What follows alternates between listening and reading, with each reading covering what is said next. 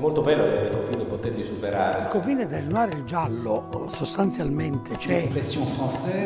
Anche lì si vede cosa può fare un libro. Interviene su qualcosa che fa parte della nostra vita. È geniale perché è umano. Che ha cambiato dentro di me. Qual è il confine che l'evento dell'opera d'arte scompagina? The more we read, the more we know, the more we are. Ci facciamo un'idea di che cosa Brecht pensava degli intellettuali.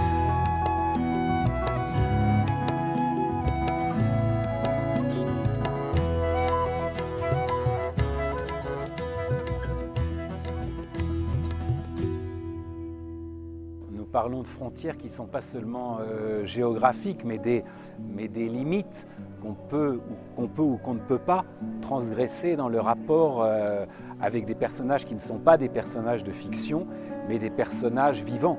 Et là, c'est très variable en réalité. C'est-à-dire que je pense qu'on n'a pas les mêmes contraintes morales, déontologiques, si on parle de personnes purement privés et qui au fond ne vous ont rien demandé, comme je l'ai fait par exemple dans le livre D'autres vies que la mienne, Vite che non sono le mie.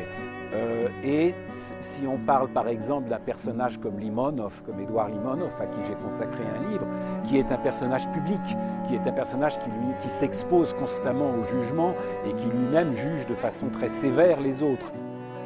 Libricome è una manifestazione, è una festa del libro della lettura, quindi c'è un aspetto che è centrale, che è l'incontro con i grandi autori, quelli più amati.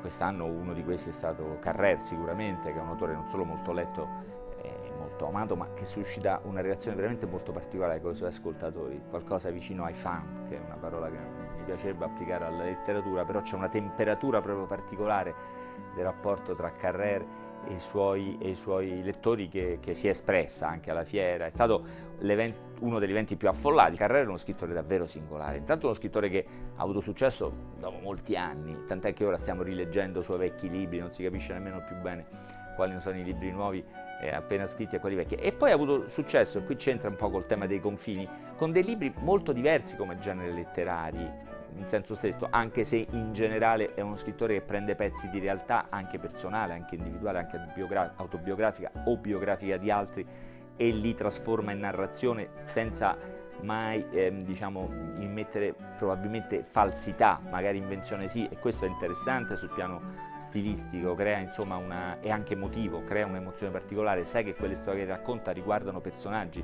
lui compreso, che in qualche modo quelle esperienze l'hanno fatta, e dunque lui ha la forza anche testimoniale. Pensiamo a un libro come Il Regno e al rapporto che ha avuto con Sandro Veronesi, che lo ha presentato a Roma, che ha fatto qualcosa del genere, molto diverso naturalmente, sulla tradizione cristiana, diciamo dei testi cristiani. Poi l'ultimo libro di Carrère, Propizio avere o recarsi, è proprio così, presenta materiali diversi che sono propri del suo atteggiamento diverso, il modo diverso con cui ha scritto. Di confini lui ha superato quelli tra i generi, questo è il principale contributo di Carrère al tema di Libricome di quest'anno, che era appunto Confini.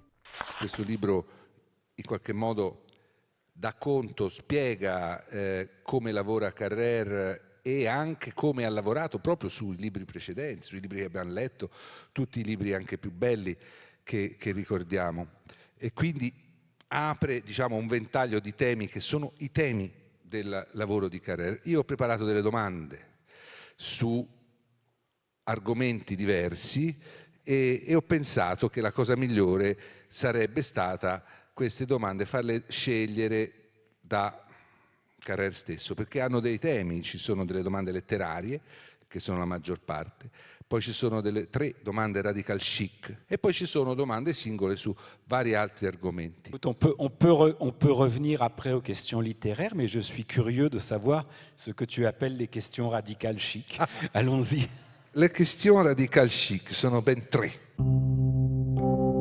Carrère è l'unico che nobilita questa figura, e se ci si pensa, radical e chic sono due parole che non hanno nessuna valenza negativa, è semplicemente una connotazione, messa insieme c'è una connotazione nuova, ma insomma tutto questo disprezzo lui ha il coraggio di sfidarlo, no? Anche se è ovviamente un po' provocatorio, e in effetti per me portano a delle domande molto importanti. Per esempio la domanda è sulla Unheimlich, cioè sul perturbante, secondo Freud, che lo spinge a dire in una pagina di un reportage sulla Romania, alla fine, chi è questa gente. E sta parlando del popolo rumeno che è stato trasformato dalla caduta di Ceausescu. E poi dopo un po' parla dell'odio turpe delle masse nei confronti delle elite quando vengono chiamati minatori. E poi c'è questi avanzi di galera che lui cita quando parla di Defoe e parla di Céline, che sono quelli però che dicono il vero in letteratura, mentre lui dice: noi giovani a modo e pieni di buone intenzioni dobbiamo solo imparare da loro. Queste sono le 3 domande. Tu me permets de répondre un tout petit peu à côté, parce que au fond, tu utilises l'expression radical chic, qui je crois, l'origine de l'expression, c'est Tom Wolfe, je crois qu'il avait eu un employé d'abord. Non so se la traduzione viene da radical chic in francese, en tout cas, in italiano è così. Moi je sais que j'utilise davantage l'expression française bobo. Le bobo qui était une construction sociologique que je trouve très juste. Vraiment, c'est je ne sais pas quel est le sociologue qui a lancé cette expression, qui est donc la combinaison de bourgeois et bohème, mais elle exprime quelque chose de très vrai. Elle désigne cette catégorie de population qui sont des gens qui ont à la fois le statut social et les moyens financiers des bourgeois, mais qui appartiennent à une génération qui ne désire pas, disons, le statut très traditionnaliste et très attaché à la tradition de la bourgeoisie, et qui, par exemple, investissent des quartiers autrefois populaires ou encore malfamés, parce qu'aussi les loyers sont moins chers, mais assez vite, tous les espèces de vieux cafés populaires se transforment en bars branchés ou en restaurants chics, tout ça. Cette catégorie-là, celle du bobo, vraiment, elle existe, on la connaît tous, et je suis obligé de reconnaître que, objectivement, sociologiquement, je suis un représentant indiscutable de cette catégorie sociale, qui a en plus c'est une catégorie qui a une très grande mauvaise conscience, c'est-à-dire que le bobo, d'ordinaire, se défend d'être un bobo. Le bobo, c'est toujours l'autre. Et généralement, en effet, on méprise le bobo et personne ne se revendique comme tel. Je ne me revendique pas comme tel parce que je trouve ça formidable, mais parce que je crois simplement que nous sommes tous soumis à des espèces de déterminisme sociologique. Nous sommes tous un peu dans une case, d'une certaine façon. Et au fond, c'est déjà une petite liberté de pouvoir repérer où on est, de pouvoir savoir où on est plutôt que de le nier ou de l'ignorer. Donc, effectivement, je suis bien obligé de reconnaître que j'appartiens à cette catégorie sociale-là. Voilà. Sur l'Unheimlich, sur ce qui apparaissait dans ce reportage sur la Roumanie, il y a effectivement ce sentiment que pouvait donner, alors là, toute une population d'un sentiment de très très forte étrangeté, d'être comme si les gens avaient été exactement comme dans un roman de Dick, dans certains romans de science-fiction, comme s'ils avaient été remplacés. Et c'est pas seulement moi qui le disais, c'était un vieux Roumain ayant longuement vécu à l'étranger, qui revenait dans son pays au lendemain de la chute de Ceausescu et qui disait « mais je ne sais pas qui sont ces gens ». Et je me souviens de l'espèce d'effroi qu'il y avait dans sa voix au moment où il disait ça. Io volevo anche fargli un complimento. Lui è in grado di esprimere la sua poetica nel descrivere le persone. Cioè la descrizione delle persone o delle cose in realtà è un virtuosismo, a volte se si riesce a non essere noiosi nelle descrizioni si è considerati bravi scrittori, ma Carrère è capace di caricare una descrizione che funziona come descrizione, quindi tu vedi il personaggio, anche della sua personale poetica. E questo fa di lui quello che lui rivendica di essere, perché a un certo punto, parlando di ritrattisti, cioè di pittori ritrattisti, lui in uno dei pezzi più belli qua dentro, lui si definisce un ritrattista. E vorrei che ci parlasse di questa sua inclinazione, di questo essersi scoperto un ritrattista, di ammirare i ritrattisti anche tra i poeti, e qual è questo rapporto, soprattutto nello scegliere la posa del suo modello. No? Perché è molto interessante poi che la posa in cui viene ritratto il modello sia una posa scomoda per il modello e scomoda, lui dice, anche per il ritrattista. Oui, c'est tout à fait vrai que, enfin, dans le domaine littéraire, j'ai l'impression d'être plutôt, enfin, que si j'étais un peintre, je serais un portraitiste. Ça ne veut pas dire que je n'aime pas la peinture de paysage, la peinture de nature morte, la grande peinture de genre ou la peinture abstraite, mais le fait est que même dans une galerie ou un musée, ce vers quoi je suis immédiatement attiré, ce sont les portraits, ce sont les représentations du visage humain, et c'est ce qui me touche le plus, et c'est ce que je me suis aperçu à l'usage que j'aimais faire comme écrivain. Alors maintenant, la question qui se pose, c'est le choix d'un modèle. C'est de qui on a envie de faire le portrait. J'ai effectivement fait des portraits de gens assez variés, puisque ça pouvait être le portrait d'un criminel comme Jean-Claude Roman, le portrait d'un aventurier légèrement fasciste comme Limonov, le portrait des portraits dans d'autres vies que la mienne, de ces deux juges, tous les deux boiteux et tous les deux cancéreux, qui s'occupaient de questions de droit de la consommation et du surendettement. C'était donc des portraits de gens, là, ceux-là, à la fois inconnus et très positifs, si on peut dire. Qu'est-ce qui fait qu'à un moment, on se dit, tiens, voilà quelqu'un devant qui j'ai envie de rester suffisamment longtemps, ou de Philippe Cadic d'ailleurs aussi, c'est aussi un portrait. Une biographie, c'est un portrait aussi. Mais qu'est-ce qui fait qu'on choisit un modèle? C'est assez mystérieux comme processus, et c'est long. C'est-à-dire qu'il faut à la fois, il me semble, dans mon expérience, il faut à la fois que le modèle soit très éloigné de vous, et qu'en même temps, il y ait quelque chose en lui qui vous ressemble, quelque chose qui soit où il y ait un écho, quelque chose de vous aussi. Il y a une espèce de mélange d'éloignement et de proximité qui fait, je pense, pour un peintre de portrait, le bon modèle. Et ensuite, en effet, il faut trouver la bonne distance, la bonne posture, la bonne façon de tourner autour. Tout ça, c'est un long processus avec beaucoup de tâtonnements. Allora, sempre sulle domande letterarie, che ormai ci sono rimaste solo quelle, a un certo punto, ed era il 2006, alla fine di uno di questi pezzi tu dici: non so dove mi porterà questo, ma ormai so scrivere soltanto di ciò che è accaduto. 2006. Ora, in effetti, all'inizio, quando eri un giovane scrittore, anche molto giovane perché hai esordito molto presto, tu hai anche scritto di ciò che non era accaduto, che accadeva nella tua testa, della fiction, della finzione pura. Poi da un certo momento ne dai anche conto, è cominciato a essere più importante, no? Il ritratto, il disegno dal vero. Però qui c'è una propria dichiarazione: chissà dove mi porterà. Era il 2006, sono passati 11 anni. Dove ti ha portato questo assioma che, mi pare di capire, è rimasto ancora vivo in te, insomma, perché ti definisci un documentarista?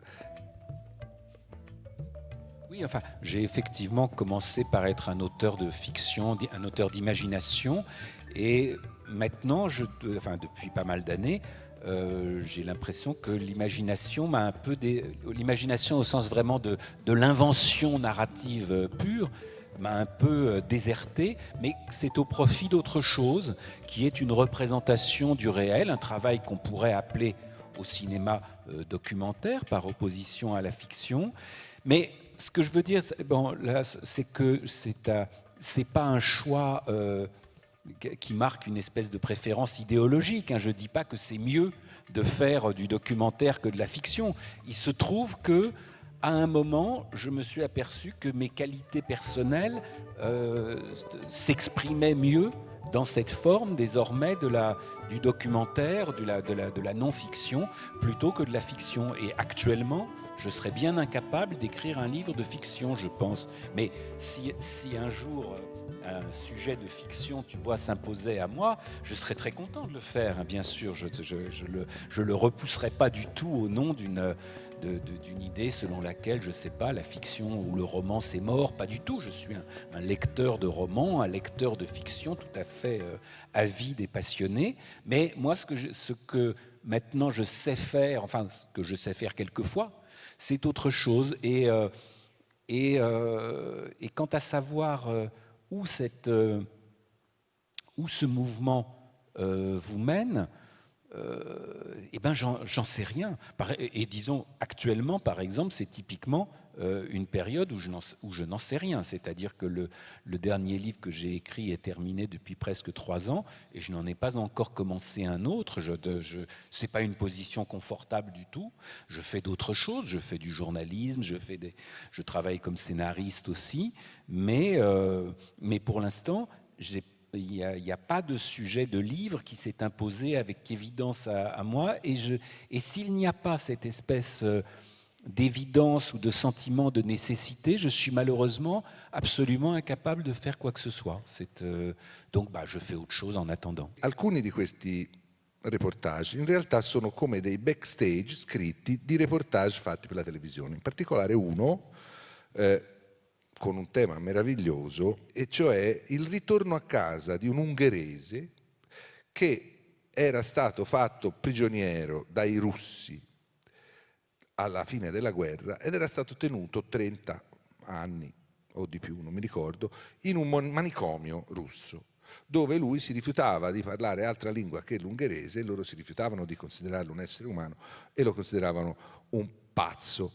Poi invece, scoperto per caso e rimandato nel suo paese, lui era lì con una troupe per documentare questo ritorno di questo personaggio ormai vecchissimo, forse veramente diventato pazzo, forse no, eccetera. E c'è proprio all'inizio un passaggio illuminante, perché arrivano questa troupe, c'è una vecchia e loro si fermano e gli chiedono, dice, ma voi conoscete questo signore? E questa gli dice, io sono stata la sua prima fidanzata.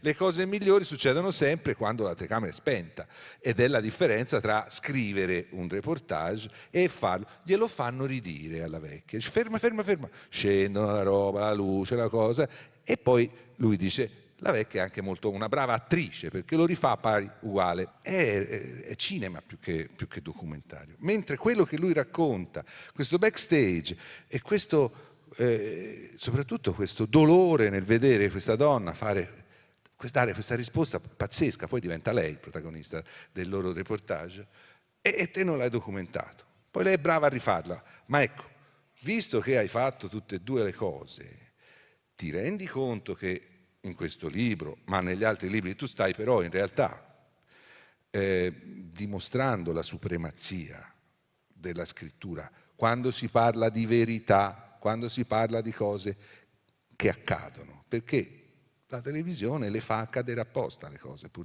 documentarle. Le fait est que cette histoire à laquelle tu fais allusion, l'histoire de ce malheureux Hongrois qu'on a retrouvé après pratiquement 50 ans qu'il avait passé dans un asile de fous dans une petite ville en Russie, c'est une chose, enfin c'est un sujet de reportage qu'on m'avait proposé en 2000, que je suis parti faire en pensant que voilà, que ça allait m'occuper pendant 15 jours, et finalement ça m'a occupé pendant presque 7 ans cette histoire. C'est-à-dire que j'ai d'abord fait, comme tu le racontes, un reportage de 52 minutes pour la télévision sur l'histoire de ce Hongrois, mais le fait d'avoir séjourné dans cette petite ville pendant 8 jours, d'avoir plongé comme ça dans cette vie très décourageante, très désespérante de la province russe, le fait aussi de réentendre la langue russe qui a été la langue de ma mère, la langue de mon enfance, tout ça, m'a poussé à avoir envie d'y revenir, de retrouver certains des personnages que j'avais simplement frôlés et croisés en faisant ce reportage, ce qui fait que je suis parti de nouveau, 2 ans plus tard, faire cette fois non plus un reportage, mais un documentaire. La différence entre le reportage et le documentaire est parfois ténue, mais tout de même, un reportage, c'est une chose qui a vraiment un sujet, qui est vraiment quelque chose de très circonscrit, alors que le documentaire peut être quelque chose de beaucoup plus vague, beaucoup plus flou. Et le fait est que l'objet de ce documentaire était, quand il s'est agi de rassembler de l'argent pour pouvoir le faire, on me demandait, bon, mais ça va raconter quoi ton documentaire? Je disais, j'en sais rien, je vais aller dans cette petite ville qui s'appelle Kotelnitch et puis filmer ce qu'il y a à filmer, et puis s'il n'y a rien à filmer, c'est embêtant, mais il n'y aura pas de film. C'est difficile de ramasser de l'argent en disant ça, hein, je tiens à vous le dire. Mais c'est devenu finalement, je suis retourné, on a rassemblé suffisamment d'argent pour retourner dans cette petite ville avec une toute petite équipe, 4 personnes, et il restait 1 mois et demi. Et il s'est passé ensuite, et finalement, il n'y avait pas grand-chose au fil de ce mois et demi. On avait beaucoup tourné. En plus, aujourd'hui, avec la vidéo, on tourne beaucoup plus qu'on ne tournait avant, simplement, vous voyez, avec de la pellicule, parce que la pellicule coûte cher, alors que des cassettes, ça coûte rien, quoi. Je veux dire, on filme tout le temps, et sans doute trop. Mais donc, on avait énormément filmé un matériel qui sans doute n'avait pas une très grande valeur. Et puis, il s'est passé une chose à la fois inattendue et terrible, c'est qu'une jeune fille que nous connaissions là-bas, qui nous servait quelquefois d'interprète et tout, a été assassinée. Et à partir de là, ce film documentaire est devenu tout autre chose. C'est devenu une espèce de chronique de ce deuil, de cette intimité familiale autour d'elle. Et au fond, il y a eu de nouveau 1 semaine de tournage pendant lesquels on était d'ailleurs pratiquement tout le temps sous, mais vraiment ivre-mort, et finalement presque tout le film s'est résumé à cette semaine de tournage-là. Mais c'est devenu un film finalement. Et ensuite, tout ça est encore devenu un livre qui s'appelle un roman russe, La vita come un romanzo russo en italien. C'est dire comment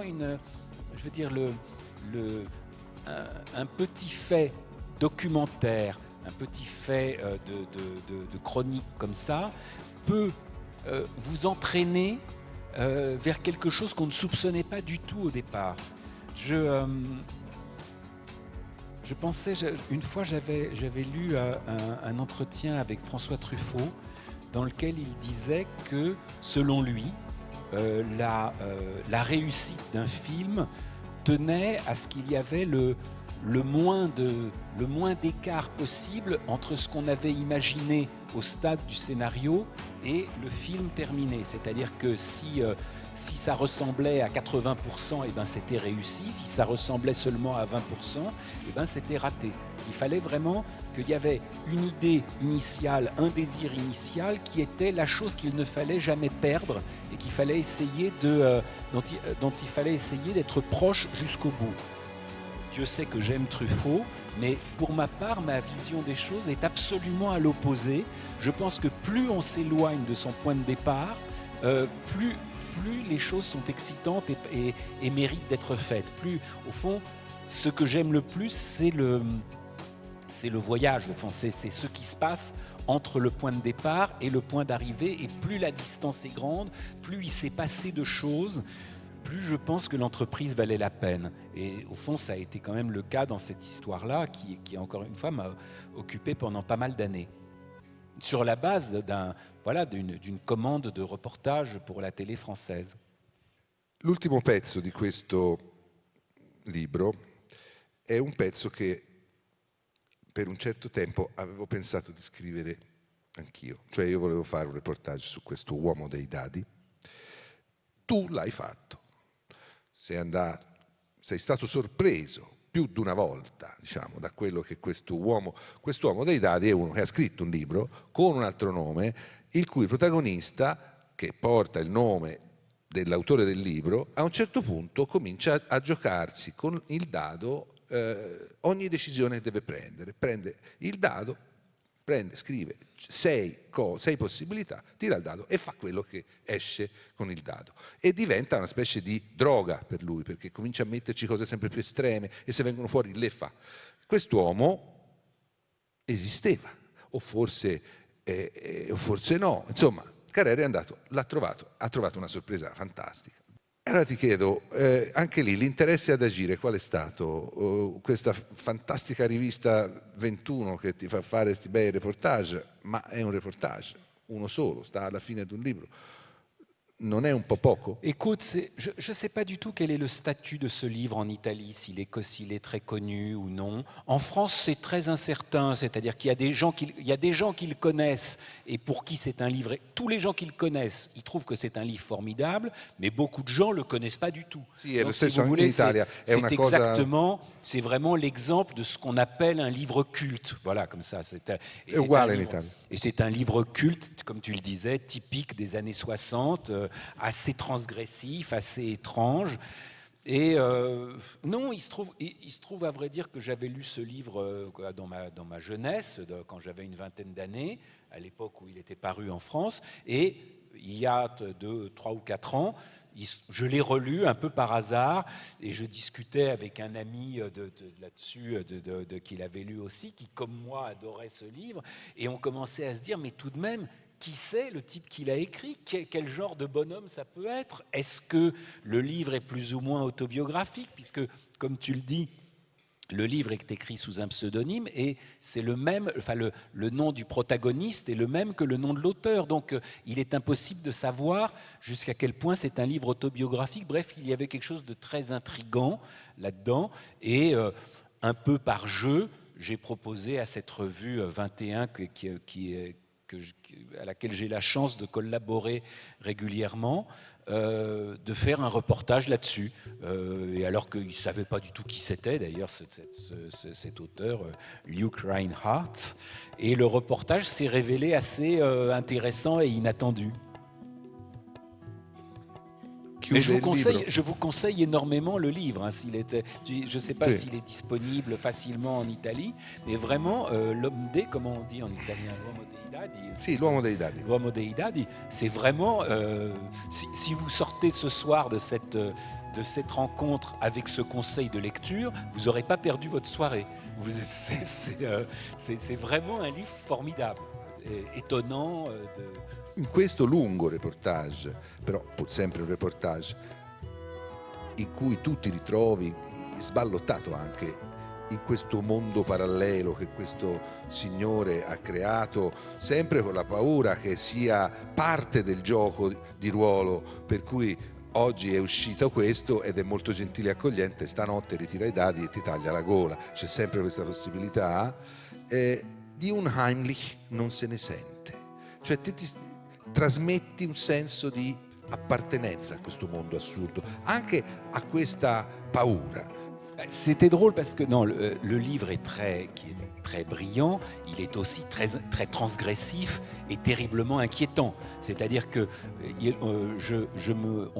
quand on pense à son auteur, dont on ne sait pas qui c'est, qu'on l'imagine ce personnage très mystérieux, d'autant plus on ne sait rien, on imagine que c'est une espèce de mélange de, je ne sais pas, de Carlos Castaneda, de Thomas Pynchon, et en même temps peut-être d'un criminel potentiel. Enfin, c'est une figure comme ça, très inquiétante.